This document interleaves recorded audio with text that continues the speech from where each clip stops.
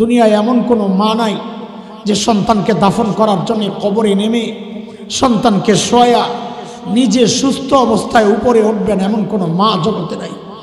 সন্তানকে শোয়া নিজ লাশ হয়ে শুয়ে পড়ে।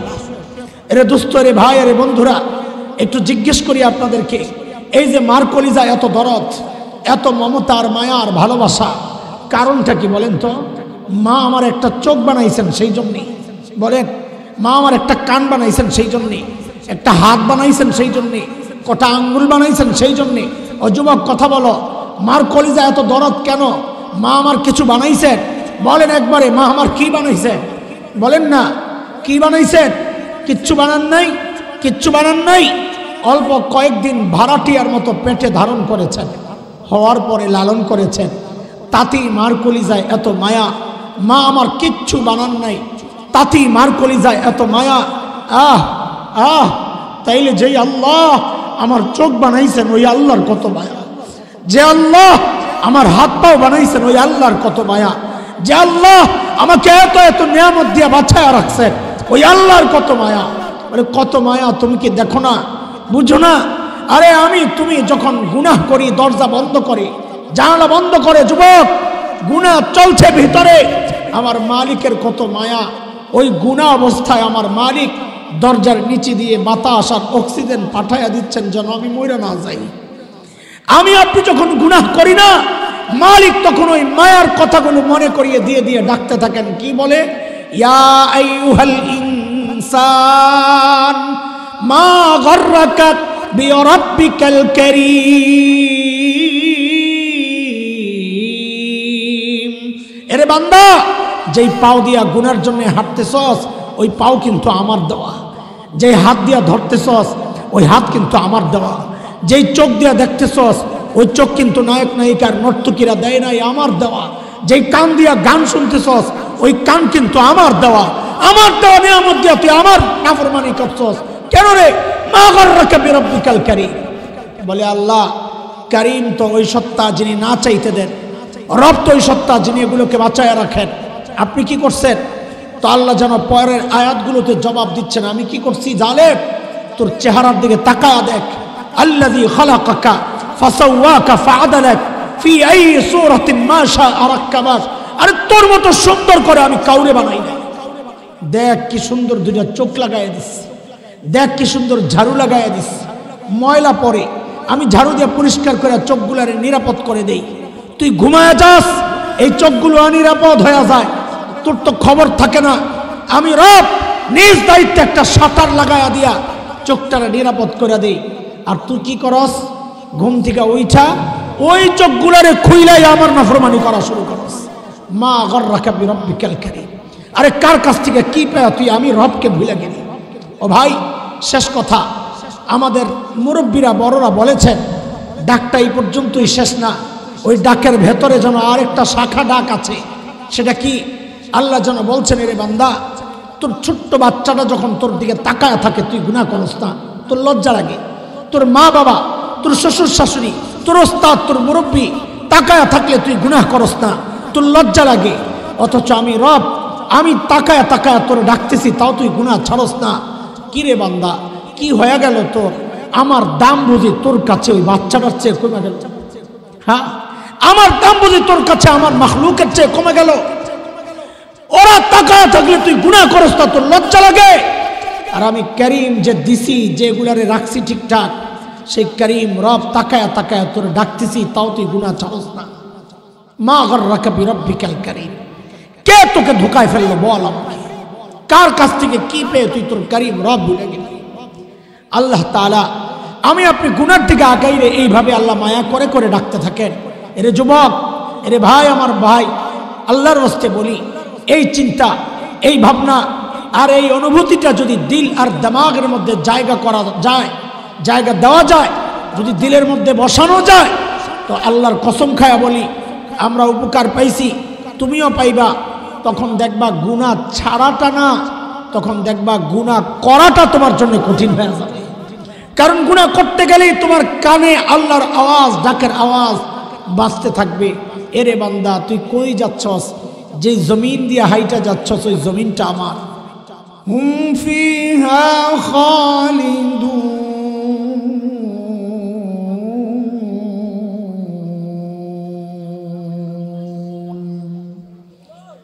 آمنت بالله صدق الله العلي العظيم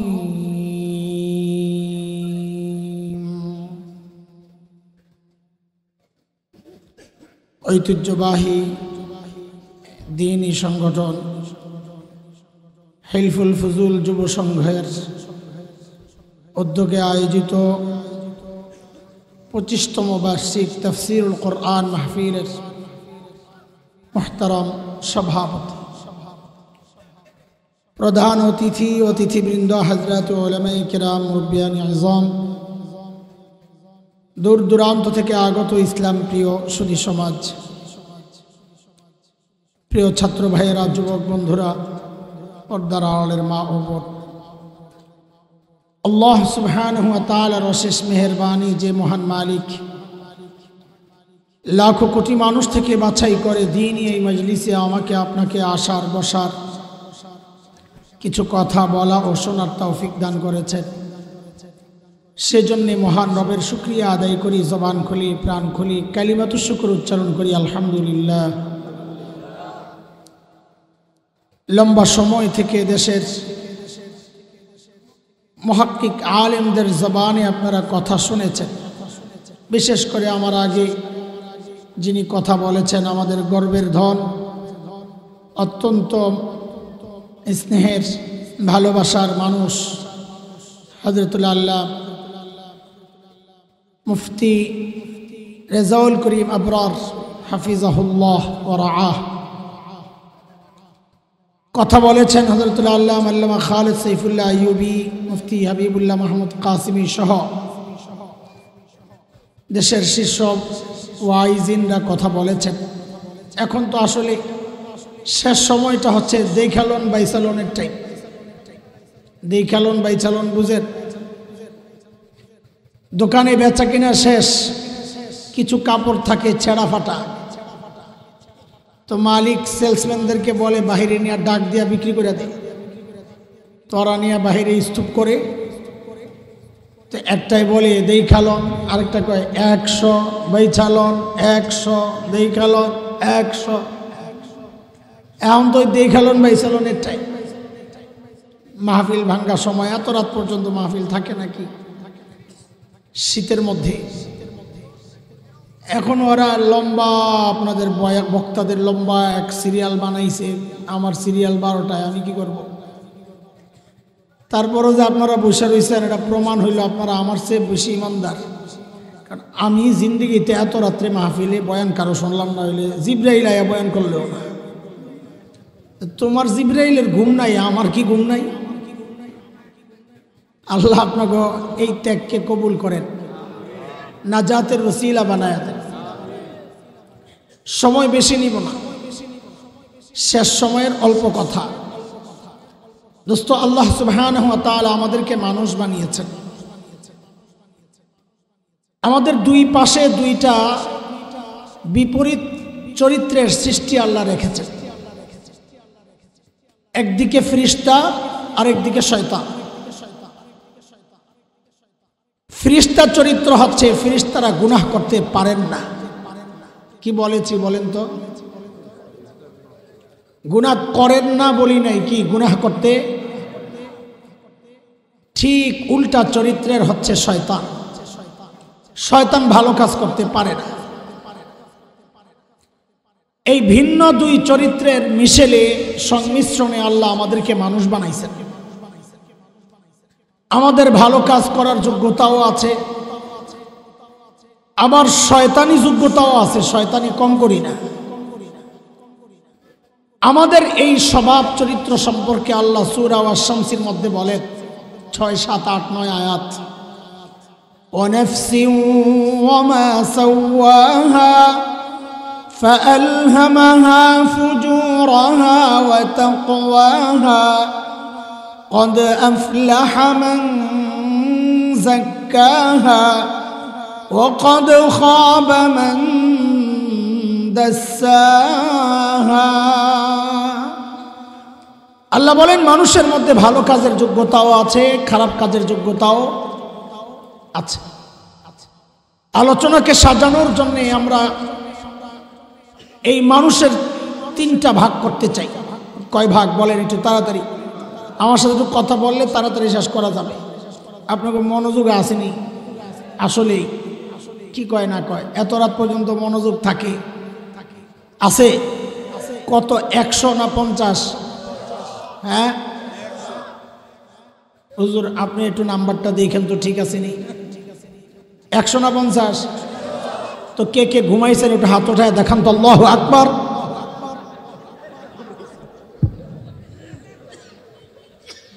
এই নিয়ে 100 অবস্থা। আচ্ছা বলেন মনোযোগ আছে কত, 100 না 50? আগের মতো 100 না অরিজিনাল? আচ্ছা তাহলে শোনেন, মানুষকে কয়টা ভাগে আমরা ভাগ করতে চাই? 3 ভাগ। প্রথম ভাগ হচ্ছে সর্বশ্রেষ্ঠ মানুষ যারা, হযরত আম্বিয়া আলাইহিমুস সালাতু ওয়াস সালাম। নবীদের ব্যাপারে আহলুস সুন্নাহ ওয়াল জামাতের আকীদা হচ্ছে কোন নবী জিন্দেগিতে কোনো গুনাহ করেন নাই, সমস্ত নবী মাসুম নিষ্পাপ। বলেন আমার সাথে, সমস্ত নবী কি?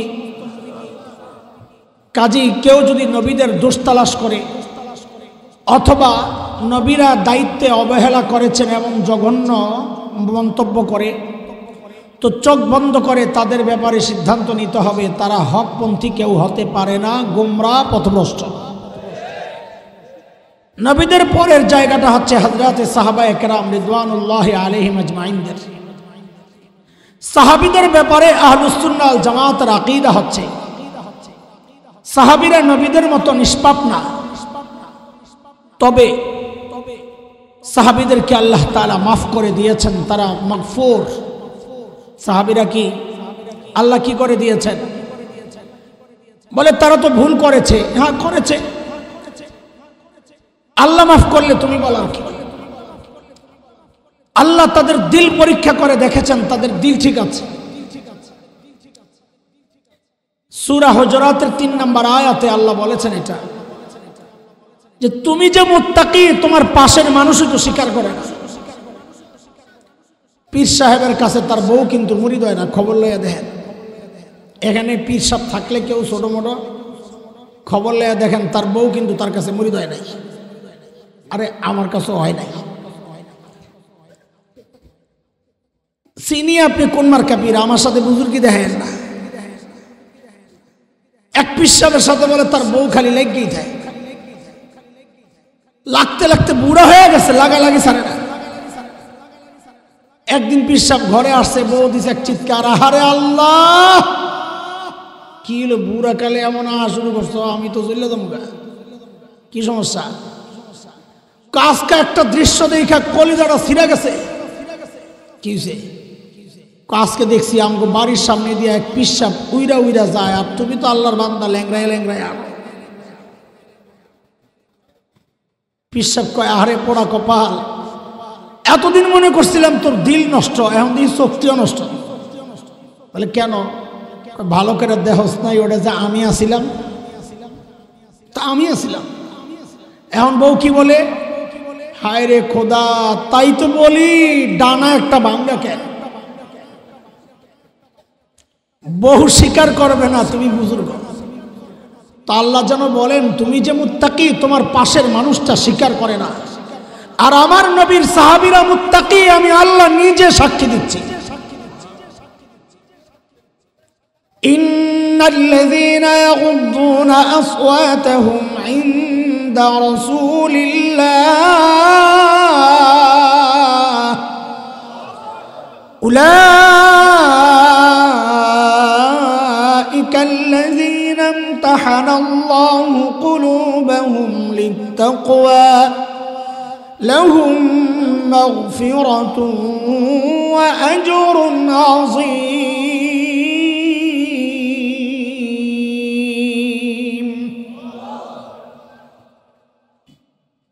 কাজে এই সাহাবীদেরকে নিয়ে যদি কেউ কটু কথা বলে, যদি সাহাবীদের দোষ কেউ তালাশ করে, সমালোচনা করে, অথবা এমন লিখুনি লেখে যেই লিখুনি পড়লে অটোমেটিক কেউ সাহাবী বিদ্বেষী হয়ে যায়, দুনিয়ার দৃষ্টিতে সে যত বড় পণ্ডিত হোক, আহলুস সুন্নাহ ওয়াল জামাতের মতে সেও একটা গুমরা, পথভ্রষ্ট। এই দুই শ্রেণী ছাড়া আমরা যারা আছি তৃতীয় শ্রেণী, বিচ্ছিন্ন বিক্ষিপ্ত ভাবে কেউ গুনাহমুক্ত থাকতে পারে, কিন্তু সামষ্টিকভাবে আমরা সবাই গুনাহ করেছি, করছি, করে যাচ্ছি। আজকে আমরা আমাদের গুনাহগুলোর আলোচনার জন্য তিনটা ভাগে ভাগ করতে চাই। কয় ভাগ? খুব দ্রুত অল্পতে শেষ করব। পড়া মুখস্থ সময়ে দিবেন, দেরি করুন না। পড়া শোনাইবেন না, তাহলে কিন্তু তিনটা বাজাবে, যা করে আল্লাহ। আমাদের গুনারে কয়টা ভাগ করতে চাই? প্রথম ভাগ, এটা বলার আগে পেছনের একটা পড়া আগে শুনবো, মুখস্থ আছে কিনা না ভুলে গেছে। আমি অর্ধেক বলবো, বাকি অর্ধেক আপনারা বলবেন।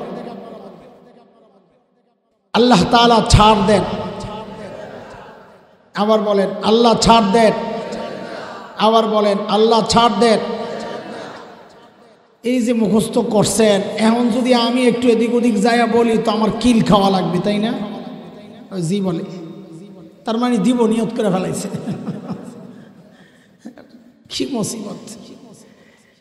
কিন্তু দোস্ত, ওলামারা আছেন এখানে, অনেক মুহাক্কিক বুজুর্গ আলেমরা আছেন। কথাটা এইভাবে ইমানদারদের ব্যাপারে বলাটা একটু মুশকিল মনে হয় আমার কাছে।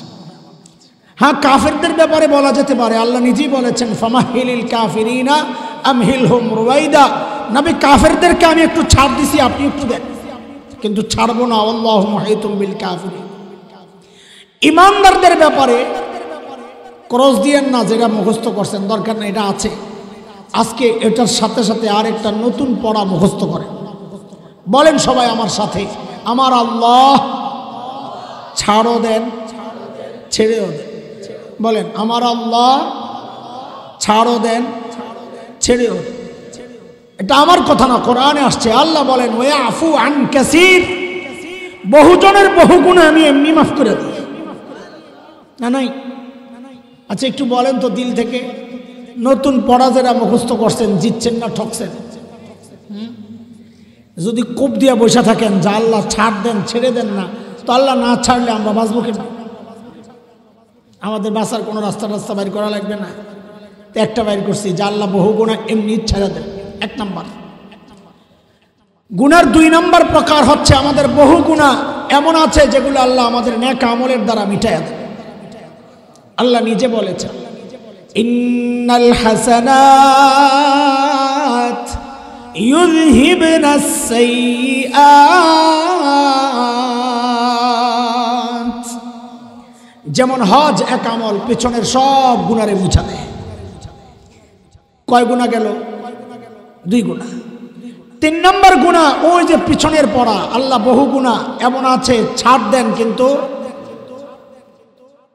এই গুনাহটা হচ্ছে সবচেয়ে মারাত্মক আমাদের জন্য। কি সেই গুনাহ? অনেক রকমের গুনাহ আছে। যেমন জুলুম একটা গুনাহ, আল্লাহ ছাড় দেন কিন্তু ছেড়ে দেন না। নমরুদ জুলুম করেছে, আল্লাহ ছাড় দিয়েছেন কিন্তু কি করেন নাই? না ছেড়ে কি করছেন? কথা কন, কি করছে? মশা ভাজা করে খাইছে। কি অর্ধেক কথা কন, কেন পুরাটা কন? হ্যাঁ, জুতার বাড়ি খাইয়া মরছে, এটা ঠিক আছে। মশা ঢুইকা মরছে, এটা তো আমার আপনার ভিতরে ঢুইকা দেমাগে যায়, আমিও মরতে পারি। হ্যাঁ, সেখানে নমরুদের অক্ষমতা আল্লাহ দেখাইছে, কিন্তু এর দ্বারা বেইজ্জতি প্রকাশ পায়। এখানে বেইজ্জতি করা দরকার, খোসা জায়গায় খোসা দিতে হয়। যেমন যদি আপনি খুব ভদ্রভাবে বলেন কাক কাদের, এটার মধ্যে ওই রকম খোসাটা আসে না। একটু ঘুরায় যদি বলা যায় কাউয়া কাদের, এটার আকর্ষণই আলাদা। আরে কথা বলেন না, খোসার জায়গায় খোসা দিয়েই কথা কইতে হয়। তো বলেন নমরুদরে আল্লাহ কেমনি শায়েস্তা করছেন? জুতা দিয়ে পিটাইয়া, সুদা কথা কন, জুতা দিয়ে বাইরাইয়া ওরে মারছে। ফেরাউন জুলুম করেছে, আল্লাহ ছাড় দিয়েছেন কিন্তু ছেড়ে দেন নাই। কি করছেন? পানির চুবাইয়া মারছে, এটা ঠিক আছে। ডাইনি বুড়ি সুন্দরী, বুড়ি সুন্দরী, 16 বছর বুড়ি সুন্দরী চিনেন তো না? কি শেখ হাসিনা, ওটা আরবি আর কি, আমি বাংলা কইলাম। পোলা পাইনে এখন বিদেশি শব্দ কইলে চিনে, বাংলা চিনে না। আমার বাসার কাছের থেকে রিক্সাওয়ালা যাই, ঢাকা বিশ্ববিদ্যালয়ে যাবা? ঢাকা বিশ্ববিদ্যালয় আবার কোন জায়গা? আরে ওই যে ইউনিভার্সিটি, এটা না কইবে। তো শেখ হাসিনা চিনে, কিন্তু বুড়ি সুন্দরী চিনে না। 16 বছর জুলুম করেছে, আল্লাহ ছাড় দিছেন, কিন্তু কি করছেন? পলাইয়া গেছে না? কই পলাইছে? হেৎ শয়তান, অপবাদ দেওয়ার দরকার নাই। ও যেই অপকর্ম করছে, অপবাদ দেওয়ার দরকার কি? যেটি আছে এটি দিলি তো মরে যায়। বলবা যে আপন জনের বাড়িতে চলে গেছে। কোথায়? 16 বছর আঙ্গরে খালি এই মুয়া খাওয়াইছে, বয়ান। ভারত আমাদের আপন জন, বন্ধু, বন্ধু হিতাকাঙ্ক্ষী, কত কিছু দেয়, গরু দেয়, আলু দেয়, পেঁয়াজ দেয়, চিনি দেয়, খালি বলে দেয় দেয় দেয়। যেই না বাংলাদেশ থেকে মাখন যাওয়ার পাইপটারে 5 তারিখে পোলাপাইন কেটে দিল, এখন সব কি সেই গুনাহ? সূরা বাকারার যে আয়াত আমি তেলাওয়াত করছি, ওই আয়াতে আল্লাহ নিজে বলেন, বালা মান কাসাবা সাইয়্যাতান ওয়া আহাতাত বিহি খাতিআতুহু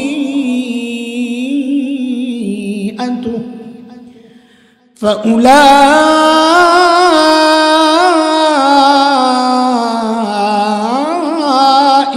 আসহাবুন নার হুম ফিহা খালিদুন।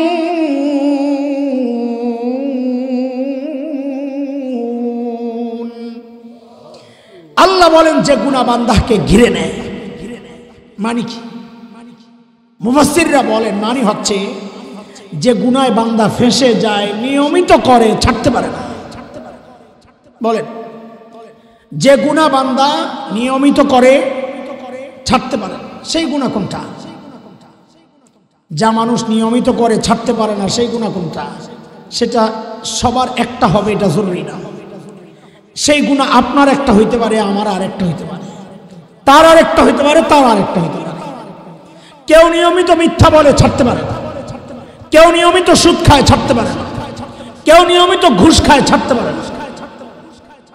কিন্তু দোস্ত, আমরা এই সমাজে বসবাস করি, এই সমাজ নিয়ে ভাবি, এমন 5টা গুনাহ আছে এই সমাজের, যে গুনাহগুলোর মধ্যে এই সমাজের বিশাল একটা অংশ জড়িত। কয় গুনাহ বলেন? তাড়াতাড়ি মুখস্থ করেন, তাড়াতাড়ি। কয়টা? এর মধ্যে 2টা গুনাহ এমন যে গুনাহ এই সমাজের প্রায় সবাই জড়িত। নারীও জড়িত, পুরুষও জড়িত, জওয়ানও জড়িত, বুড়াও জড়িত। আরে আমার মতো এমন সুরতওয়ালা কোন আলেমও জড়িত, কোন পীরও জড়িত, যেই পীরের তো মানুষকে গুনাহ থেকে বাঁচার উপায় শেখানোর কথা, অত ওই গুনায় পীর নিজে জড়িত, মুহাদ্দিস জড়িত, কোন খতিব ইমাম জড়িত, আপনাদের মতো সাধারণ মানুষও তো অবশ্যই জড়িত। সেই 2টা গুনার মধ্যে একটা গুনার নাম হচ্ছে গীবতের গুনাহ। এই সমাজের প্রায় সবাই যে গুনায় জড়িত। 2 নম্বর গুনাহটার নাম হচ্ছে টাচ মোবাইলের গুনাহ, যে গুনায় এই সমাজের প্রায় সবাই জড়িত। আমি এক একটা গুনাহ বলবো আর বলবো, পারলে অস্বীকার করে, পারলে অস্বীকার করে। আর 2টা গুনাহ এমন যে গুনাহের মধ্যে এই সমাজের প্রায় অধিকাংশ পুরুষ জড়িত।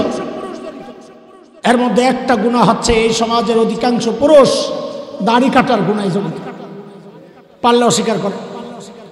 2 নম্বর, এই সমাজের অধিকাংশ পুরুষ টাকনুর নিচে কাপড় পরার গুনায় জড়িত, পারলে অস্বীকার করেন।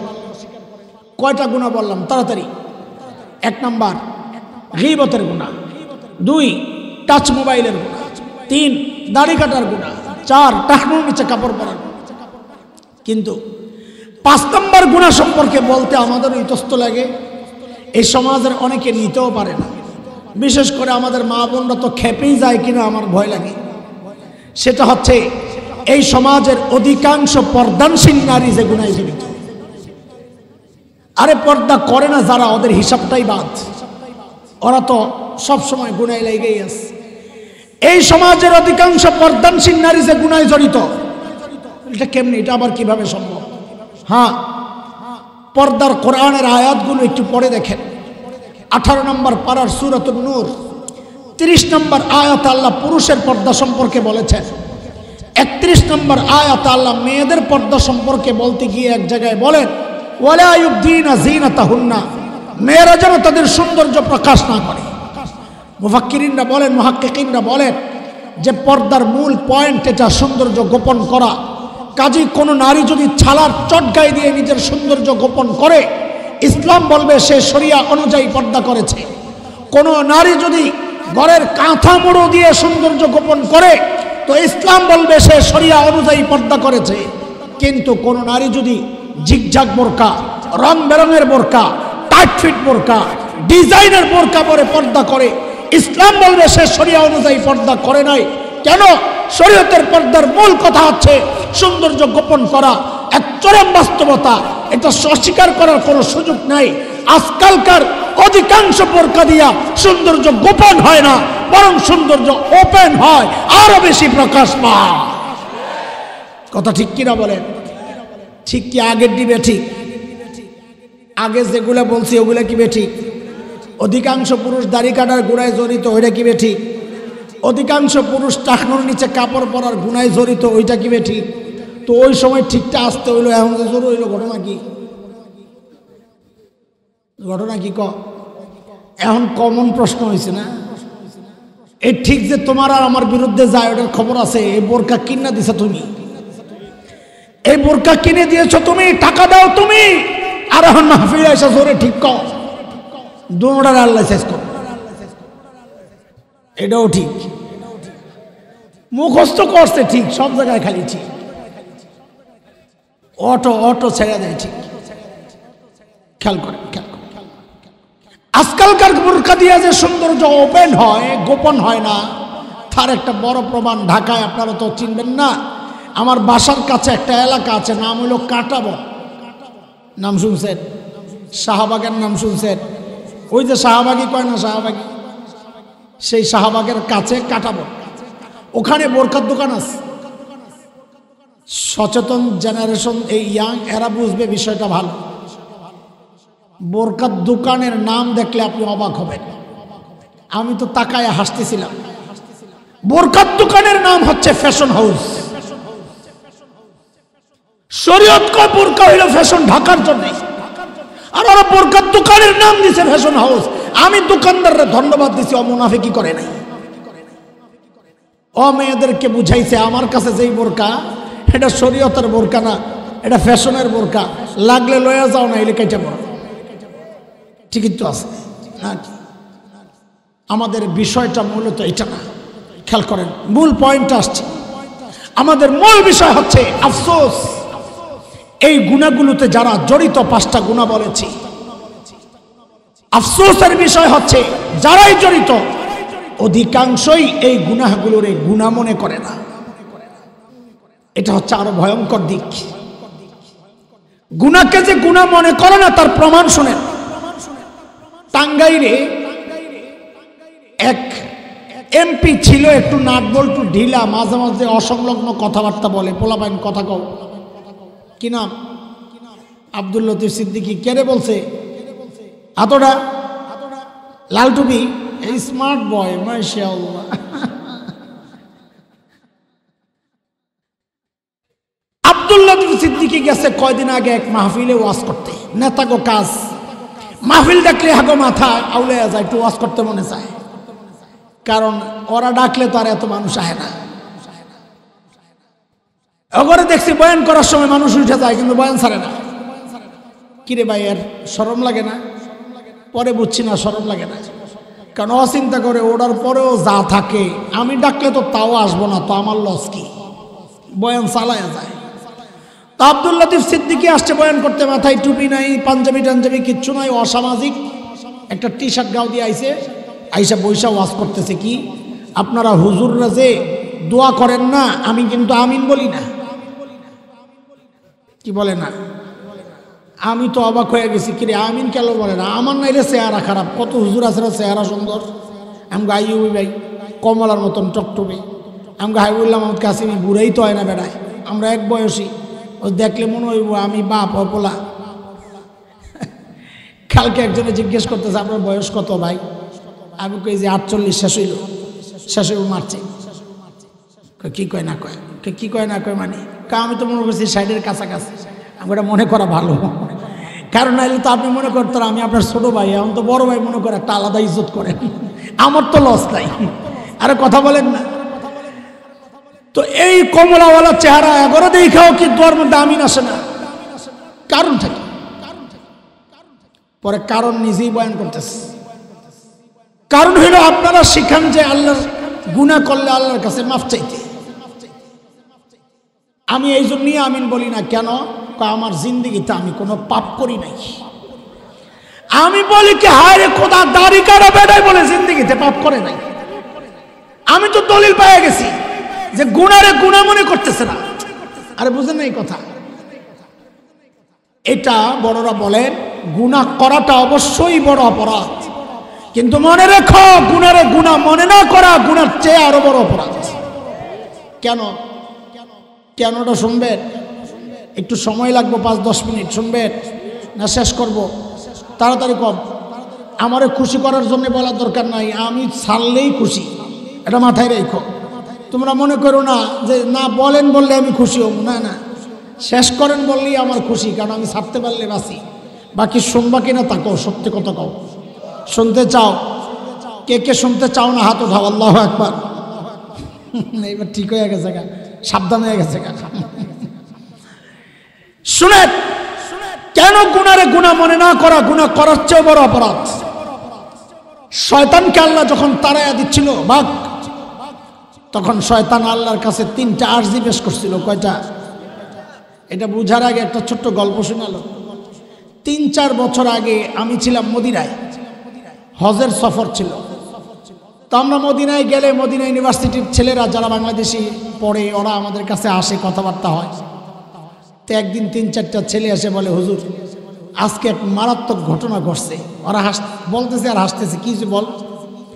বলে মদিনার পুলিশ থেকে বাংলাদেশের হজ মিশনে ফোন আসছে, আপনাদের এক অপরাধী ধরা পড়ছে, ওরে নিয়ে যান। কি অপরাধ? বলে ভিক্ষা করে। কি? তো ছাত্রদেরকে পাঠাইছে ছুটায় আনতে।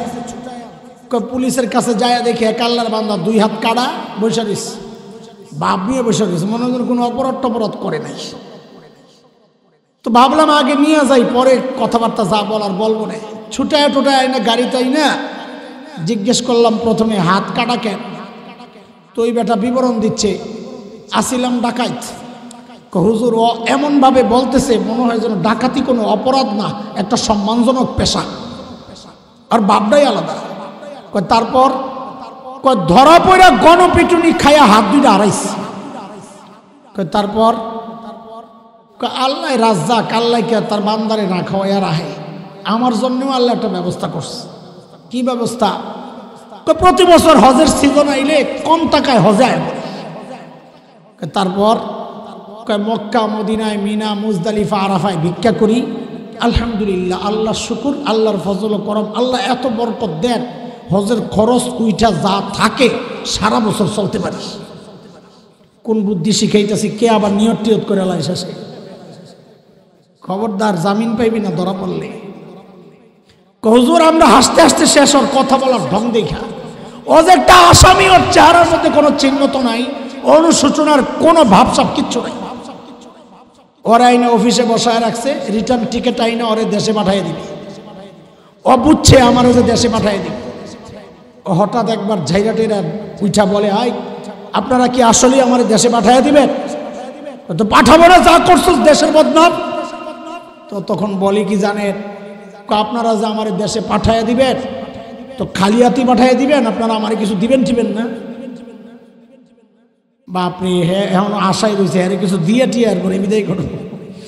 ওই যে ইনভেস্ট করছে এটা চায়, রিটার্ন চায়। তখন এই গল্প শুনে আমার শয়তানের কথা মনে পড়ছে। শয়তানকে আল্লাহ যখন বলছিলেন ক্বালা ফাখরুজ মিনহা ফাইন্নাকা রাজিম, তুই বাইর হ। তো শয়তানও আল্লাহর এই কথা কইছিল, আল্লাহ আমার যে বাইর করে দিবেন, কিছু দিবেন টিবেন না? তা আল্লাহ বলে তোর কি লাগবে? তো শয়তান 3 জিনিস চাইছে। জোয়ান কথা কও, কয় জিনিস?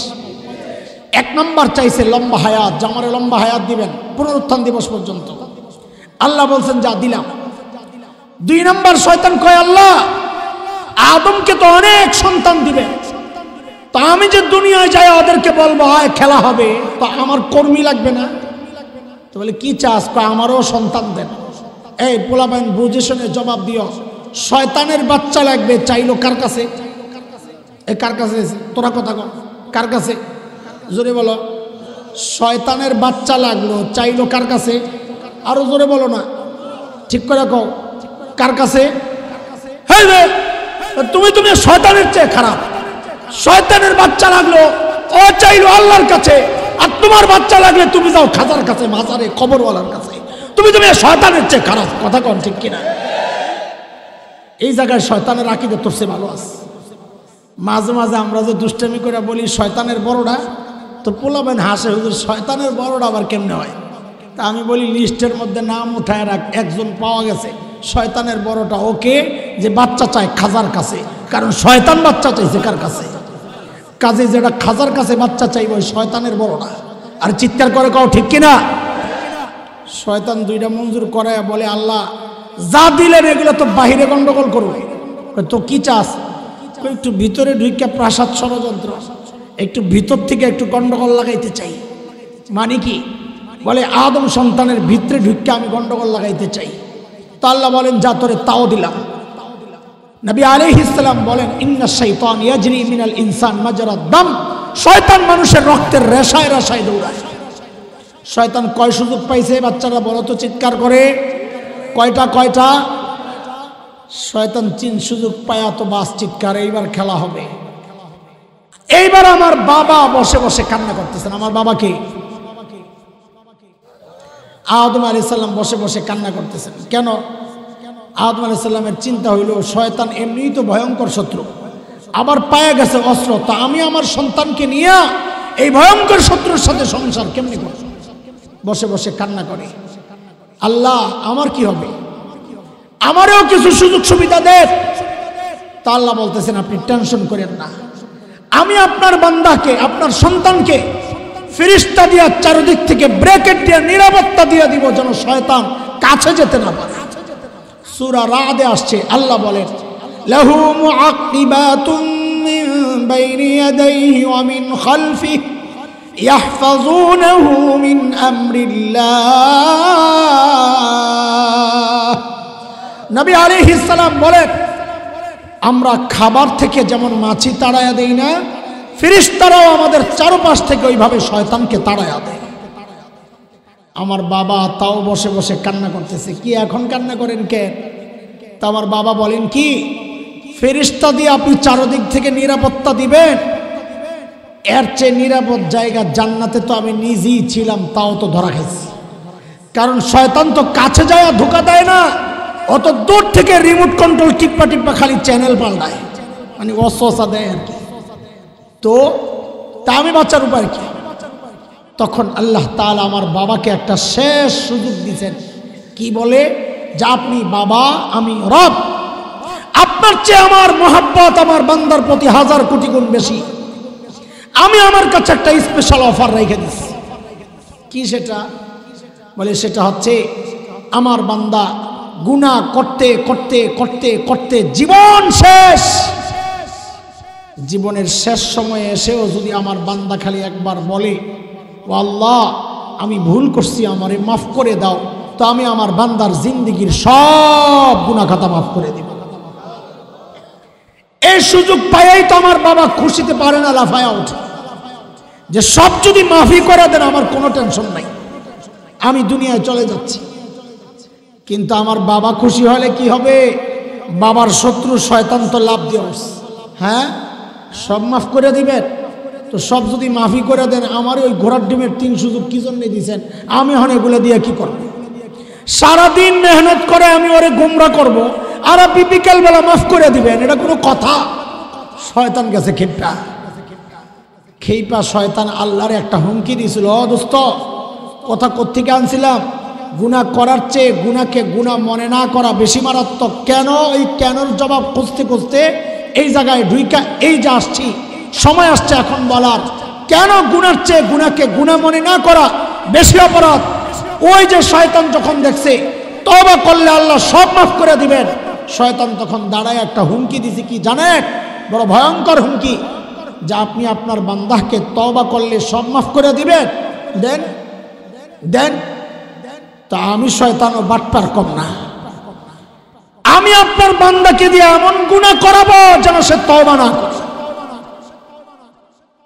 আপনি তো তওবা করলে না মাফ করবেন, আমি এমন গুনাহ করাবো যেন সে তওবা না করে। বুজুর্গ উলামারা তো পেরেশান হয়ে গেছেন, আরে ওই গুনাহ কোনটা যা মানুষ করে কিন্তু তওবা করে না, এটা কোনটা? খুঁজতে খুঁজতে খুঁজতে খুঁজতে তারা পাইছেন, আরে এই গুনাহ হইল সেই গুনাহ যে গুনাহ মানুষ করে কিন্তু গুনারে গুনাহ মনে করে না। গুনারে গুনাহ মনে করে না, তো তওবা কেন করবে? এই ক্যাটাগরির এক নম্বর গুনাহ হচ্ছে বেদাত। বেদাত ওই ভয়ঙ্কর গুনাহ যে গুনাহ মানুষ করে কিন্তু গুনারে গুনাহ মনে করে না, যার কারণে অধিকাংশ বেদাতের তওবা নসিব হয় না। কেন? কারণ সে যা করছে সে তো মনে করতেছে আমি তো সওয়াবের কাজ করতেছি, আমি তওবা কেন করব? ও ভাই, আমার কথা শেষ একটা কথা বলবো, 4-5 মিনিট লাগবে, শুনবেন ইনশাআল্লাহ। তাহলে আমাদের এক প্রসঙ্গ শেষ হইল, সেটা কি? সেটা হইল যে গুনাহ আল্লাহ ছাড় দেন কিন্তু ছেড়ে দেন না, সেগুলা কি? যে গুনাহ বান্দা নিয়মিত করে ছাড়তে পারে না, আবার গুনারে গুনাই মনে করে না, তওবার সুযোগ হয় না, যার কারণে আল্লাহ তাকে ছাড়বে না। এখন আপনারা বলেন, আপনাদের কাছে আমি জানতে চাই, গুনাহ আমরা ছাড়তে চাই কি চাই না? আমি তো চাই ইনশাআল্লাহ।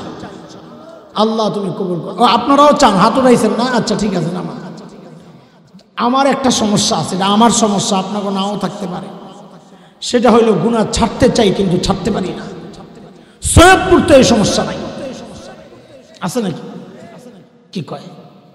এত পীর মাশায়েখ বুজুর্গদের আগমন হয়েছে অতীতে এই সৈয়দপুর, শেখে কোরিয়া এবং শেখে বাগা এবং আমাদের আল্লামা গওহরপুরী রহিমাহুল্লাহ, এই সমস্ত এত বড় বড় বুজুর্গরা আসা যাওয়া করছেন, যেখানে হযরত মদনীর শাগরেদরা যেখানে আসা যাওয়া করছেন, সেখানের মানুষের এই অবস্থা।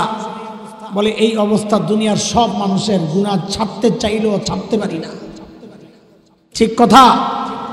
আমাদের বড়রা কোরআন হাদিস ঘেটে ঘেটে আমাদের জন্য কিছু সহজ রাস্তা শিখাইছেন, এইভাবে চলো তো গুনাহ ছাড়া তোমার জন্য সহজ হয়ে যাবে। এমন একটা ছোট্ট রাস্তা আজকে আপনাদের সামনে পেশ করতে চাই, অল্প কয়েক মিনিট লাগবে ইনশাআল্লাহ। আচ্ছা বলেন তো, খুব দ্রুত জবাব দিবেন, কথা তাড়াতাড়ি শেষ হবে। বলেন তো, আমরা যখন গুনার দিকে আগাই অথবা গুনায় জড়াই, দুনিয়ার কেউ না জানলেও কেউ না দেখলেও একজন দেখেন, তিনি কে? আর একটু জোরে বলেন, তিনি কে? আপনাদের জবাব ঠিক আছে, কিন্তু এই জায়গায় আমরা আল্লাহ বলবো না। এই জায়গায় আমি এই প্রসঙ্গের যে আয়াতটা আনতে চাই সাপোর্টে, সেই আয়াতে আল্লাহ নিজেকে যেই নামে পরিচয় দিয়েছেন নিজের, ওই নামটাই বলবো আমরা। বলি রব্বে কারীম, সবাই বলি, সবাই যারা ঘুমায়া গেছে অগরে উঠায়া দিয়া বলি, বলেন কি? তো এইবার জবাব দেন, আমরা যখন গুনার দিকে আগাই আমাদেরকে কেউ না দেখলো একজন দেখেন, তিনি কে? আরো জোরে বলেন। তিনি শুধু দেখেন না, তিনি ডাকতে থাকেন, এই গুনাহ তুই কেন করতেছস? কয় কাজ? দুইটা। দেখতে থাকেন আর বলেন দেখতে থাকেন আর বলেন সবাই, দেখতে থাকেন আর কি বলে ডাকেন সেটাও কোরআনে আসছে। সূরাতুল ইনফিতার, আম্মা পারার 5 নম্বর সূরা, 6, 7, 8, 9 নম্বর আয়াত তেলাওয়াত করে তাফসীরের কিতাবে খুলে দেখেন, বান্দা যখন গুনার দিকে আগায়, আল্লাহর নাফরমানির দিকে আগায়, তখন আল্লাহ তাআলা ডাকতে থাকেন এই বলে, ইয়া আইয়ুহাল ইনসান মা গররাকা বিরাব্বিকাল কারীম।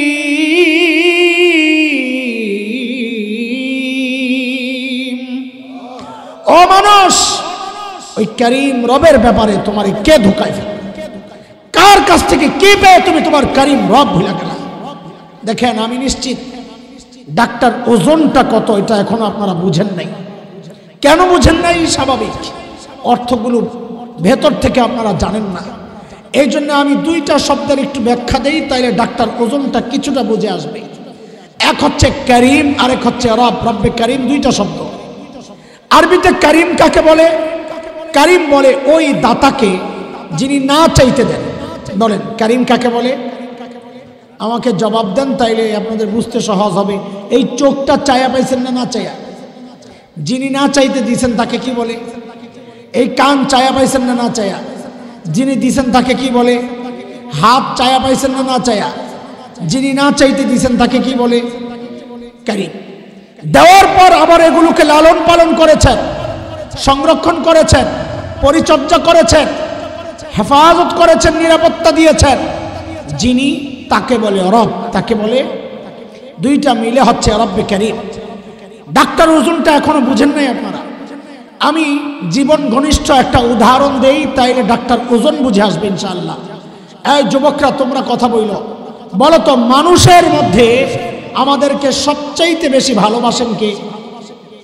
একটু জোরে বলা লাগবে। সবাই বললে তো আওয়াজটা অনেক বড় হওয়ার কথা। কে কে? আরো জোরে বলো। মা। আরে কি মধু এই নামে।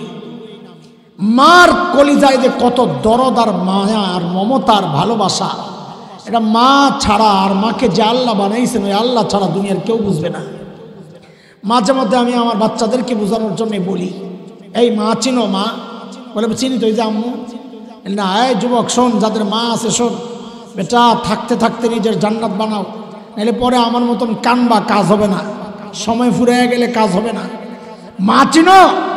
মা ওই মানুষ, ঘরে খাবার আছে যা, মা যদি মনে করেন এখান থেকে আমি যদি একটু খাই তো বাচ্চারা পেট পুরে খেতে পারবে না, মা ওই মানুষ, ওই মুহূর্তে নিজের প্রচণ্ড ক্ষুধা, পেট জ্বলতেছে ক্ষুধায়, নিজের প্রচণ্ড ক্ষুধাটারে গোপন করে একটা অভিনয় করবেন, কি আম্মুর ভাল লাগতেছে না, আম্মুর বমি বমি লাগতেছে, আম্মু খাবো না, তোমরা খায়া দাও।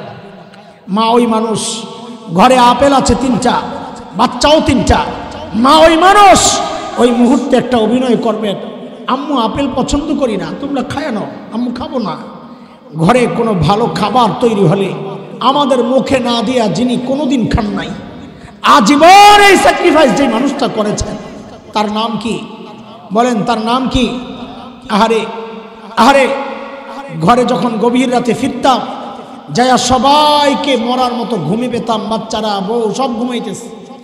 মা যখন জীবিত ছিলেন, মাকে যায়া পাইতাম তিনি ঘরের মধ্যে অস্থির পায়চারি করতেছেন, ঘুমান না। তোরা 2টা, 2:30, 3টা, অস্থির মানুষ, বুড়া মানুষ, যাই জড়ায়া ধরতাম, মা আপনি ঘুমান না? তো কি বলতেন? বাবারে বাহিরে যতক্ষণ তুমি থাকো ঘুম তো আমার আসে না, এর নাম তো মা। আরে এই জন্যই তো ওলামারা মা আর বাবার ক্ষেত্রে কিছু মাসআলা আলাদা করেছেন। যেমন একটা মাসআলা এমন, কোন সন্তান যদি বাবা মার আগে মৃত্যুবরণ করে তো মাসআলা হইল, বাবা তো সন্তানের লাশের পেছনে পেছনে যেতে পারেন, বাবা সন্তানের কবরেও নামতে পারেন। বলে কেন? বাবার কলিজায় কি মায়া দয়া নাই? বলে আছে। বাবাও চিৎকার করে করে কান্না করবেন, কিন্তু বাবাকে আল্লাহ ওই শক্তি সামর্থ্য মনোবল দিয়েছেন, বাবা সন্তানকে দাফন করে কান্না করতে করতে উপরে ওঠার মতো ক্ষমতা রাখেন। কিন্তু কোনো মায়ের জন্যে সন্তানের লাশের পেছনে যাওয়া চলবে না, কোনো মায়ের জন্যে সন্তানের কবরে নামা চলবে না। কেন? কারণ দুনিয়ায় এমন কোনো মা নাই যে সন্তানকে দাফন করার জন্য কবরে নেমে সন্তানকে শোয়া নিজে সুস্থ অবস্থায় উপরে উঠবেন, এমন কোনো মা জগতে নাই। সন্তানকে শোয়া নিজ লাশ হয়ে শুয়ে পড়ে। এরে দোস্ত, রে ভাই, এরে বন্ধুরা, একটু জিজ্ঞেস করি আপনাদেরকে, এই যে মার কলিজা এত দরদ, এত মমতা আর মায়া আর ভালোবাসা, কারণটা কি বলেন তো? মা আমার একটা চোখ বানাইছেন সেই জন্যে, বলেন মা আমার একটা কান বানাইছেন সেই জন্যে, একটা হাত বানাইছেন সেই জন্যে, কটা আঙ্গুল বানাইছেন সেই জন্যে। ও যুবক কথা বলো, মার কলিজা এত দরদ কেন? মা আমার কিছু বানাইছেন? বলেন একবারে, মা আমার কি বানাইছেন? বলেন না, কি বানাইছেন? কিচ্ছু বানান নাই, কিচ্ছু বানান নাই। অল্প কয়েকদিন ভাড়াটিয়ার মতো পেটে ধারণ করেছেন, হওয়ার পরে লালন করেছেন, তাতেই মার কলিজায় এত মায়া। মা আমার কিচ্ছু বানান নাই, তাতেই মার কলিজায় এত মায়া। আহ আহ, তাইলে যেই আল্লাহ আমার চোখ বানাইছেন ওই আল্লাহর কত মায়া। যে আল্লাহ আমার হাত পাও বানাইছেন ওই আল্লাহর কত মায়া। যে আল্লাহ আমাকে এত এত নিয়ামত দিয়ে বাঁচায়া রাখছেন ওই আল্লাহর কত মায়া। বলে কত মায়া তুমি কি দেখো না, বুঝো না? আরে তুমি যখন গুনাহ করি দরজা বন্ধ করে জানালা বন্ধ করে, যুবক গুনাহ চলছে ভিতরে, আমার মালিকের কত মায়া। ওই গুনাহ অবস্থায় আমার মালিক দরজার নিচে দিয়ে বাতাস আর অক্সিজেন পাঠাইয়া দিচ্ছেন যেন আমি মরে না যাই। আমি আপনি যখন গুনাহ করি না, মালিক তখন ওই মায়ার কথাগুলো মনে করিয়ে দিয়ে দিয়ে ডাকতে থাকেন। কি বলে? ইয়া আইয়ুহাল ইনসান মা গররাকা বিরাব্বিকাল কারীম। এরে বান্দা, যেই পাও দিয়া গুনার জন্য হাঁটতেছস ওই পাও কিন্তু আমার দেওয়া।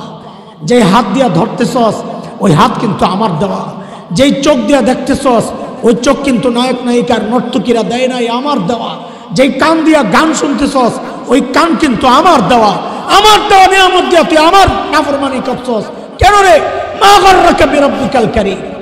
বলে আল্লাহ কারীম তো ওই সত্তা যিনি না চাইতে দেন, রব তো ওই সত্তা যিনি এগুলোকে বাঁচায় রাখেন। আপনি কি করছেন? তো আল্লাহ যেন পরের আয়াতগুলোতে জবাব দিচ্ছেন, আমি কি করছি জালেম? তোর চেহারার দিকে তাকায়া দেখ। আল্লাযী খালাকাকা ফাসাওয়াকা ফাআদালাক ফি আই সূরাতিন মা শাআ রাক্কাবাক। আরে তোর মতো সুন্দর করে আমি কাউরে বানাই নাই। দেখ কি সুন্দর দুইটা চোখ লাগাইয়া দিস, দেখ কি সুন্দর ঝাড়ু লাগাইয়া দিস।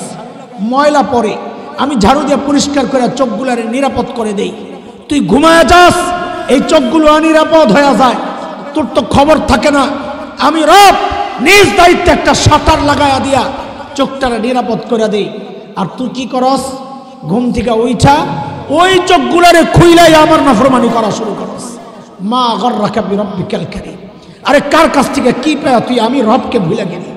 ও ভাই, শেষ কথা, আমাদের মুরব্বীরা বড়রা বলেছেন ডাকটা এই পর্যন্তই শেষ না, ওই ডাকের ভেতরে যেন আরেকটা শাখা ডাক আছে।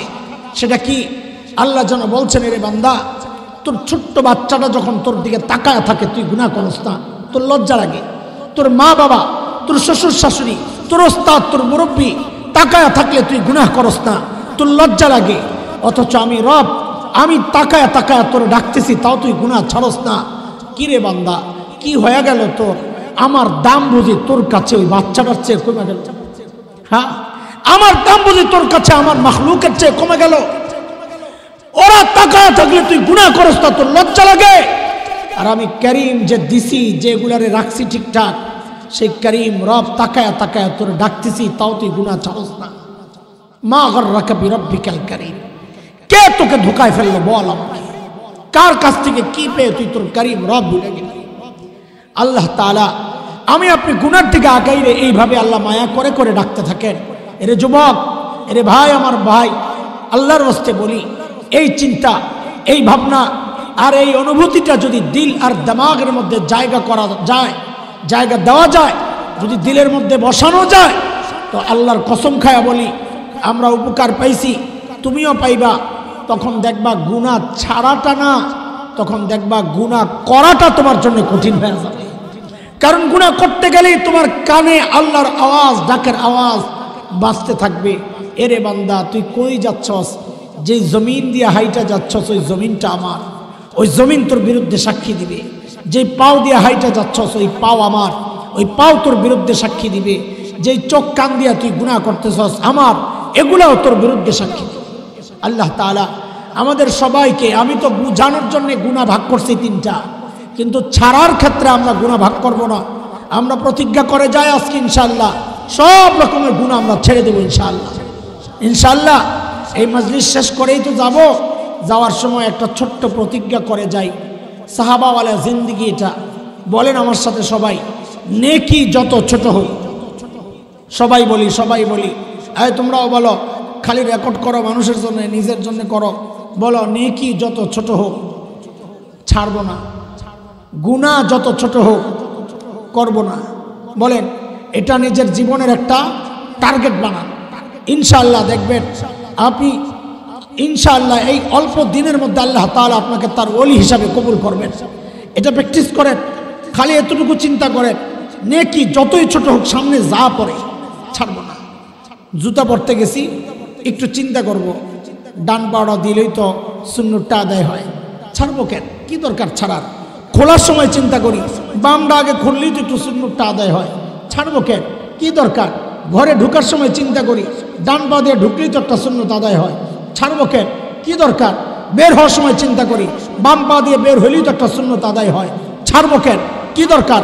টয়লেটে ঢুকার সময় একটু চিন্তা করি, বাম পা দিলেই তো একটা সুন্নত আদায় হয়, একটু দোয়া পড়ি, ছাড়বো কেন, কি দরকার। পানি খাওয়ার সময় একটু চিন্তা করি, ডান হাতটায় লই, বসে বিসমিল্লাহ বলে 3 ঢুকে খাইলেই তো কতগুলো সুন্নত আদায় হয়, ছাড়বো কেন, কি দরকার। একটু একটু করে করে আমি আমার আমলনামাকে ভারী করি, সমৃদ্ধ করি। যদি এইভাবে আমলনামা ভারী করতে পারি তো আল্লাহ তাআলা বলেন সূরা জিলজালের মধ্যে, ফাম্মা মান সাকুলাত মাওয়াজিনু ফাহুয়া ফি আইশাতির রাদিয়া, যার আমলনামা ভারী হয়ে যাবে সে জান্নাতে চলে যাবে। জান্নাতে যেতে চাই না, চাই না, চাইলে জীবনের প্রতিজ্ঞা এইটা বানান, টার্গেট কি, নেকি যত ছোট হোক, বলেন বলেন, নেকি যত ছোট হোক, গুনাহ যত ছোট হোক, বলেন, গুনাহ যত ছোট হোক, সামনে পড়ছে কেউ মাথা নিচু, মোবাইল চালাইতেছে হঠাৎ কিছু আইসা পড়ছে সরায় দাও, একজন গীবত করতেছে পারলে বন্ধ করো, না পারলে উঠা যাও, ফেসবুকে একজন একটা বাজে লেখা দিছে ওটা আমি দেখবো না, কমেন্ট তো করবোই না, কিছু হইলেই কমেন্ট করা শুরু করে, ছাড়ে না, কোনো বুজুর্গ ছাড়ে না। এই সময়ের ছেলেপেলেরা এতটা অস্থির হয়ে গেছে, একজন আল্লাহওয়ালার সারা জিন্দেগি অর্জন সব শেষ করে দেয়, তাকে লেনটা করতে একটু দ্বিধা করে না, একটু চিন্তা করে না এই মানুষটা আমার চেয়ে বেশি সেজদা দিচ্ছে, একটু চিন্তা করে না এই মানুষটা আমার চেয়ে বেশি রোজা রাখছে, একটু চিন্তা করে না এই মানুষটা আমার চেয়ে বেশি কেঁদেছে আল্লাহর ভয়ে।